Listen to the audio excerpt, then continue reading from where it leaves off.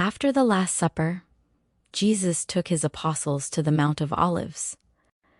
There, he explained that later that night, they would be offended because of him.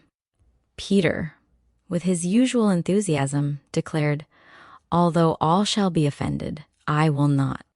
Jesus responded, "Peter, I say unto you, before the cock crows, thou shalt deny me 3 times." Peter replied with even greater certainty, "I will never deny thee." Hours later, in the Garden of Gethsemane, Jesus was betrayed with a kiss by Judas. The guards seized him, bound him, and led him away to the palace of the high priest, where the scribes and chief priests waited to accuse and condemn him. Peter followed and watched. We cannot fully know Peter's emotions as he saw Jesus falsely accused. It was the middle of the night.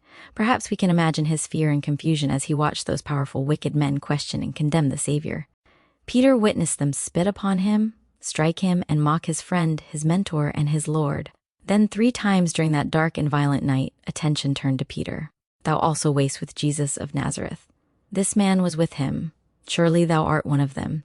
Each time, overcome with fear, grief, and confusion, Peter denied knowing Christ. After the 3rd denial, the cock crowed. At that moment, the scriptures tell us that Jesus turned from his accusers and looked upon Peter. Remembering the Savior's words, Peter went out and wept bitterly. The night ended, and a worse day followed, culminating in the suffering and death of Jesus Christ upon the cross. But the story does not end there. Jesus, having fulfilled all things, rose again. He returned to Peter, instructed him, and gave him authority to lead his church. For the rest of his life, until his own death, Peter went forth teaching and testifying of Jesus Christ. He performed miracles, healed the sick, and brought hope and faith to many. Through the grace of Jesus Christ, Peter was forgiven for the choices of that terrible night.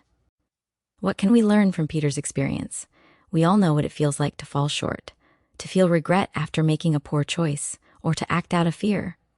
At times, we may struggle, feel discouraged, or falter in our faith. But Jesus knows, as he knew Peter, that we will face challenges. And like Peter, through the grace of Jesus Christ, we can be forgiven, strengthened, and changed. With him, we can rise above our mistakes and become something better, something holier and happier than we were before.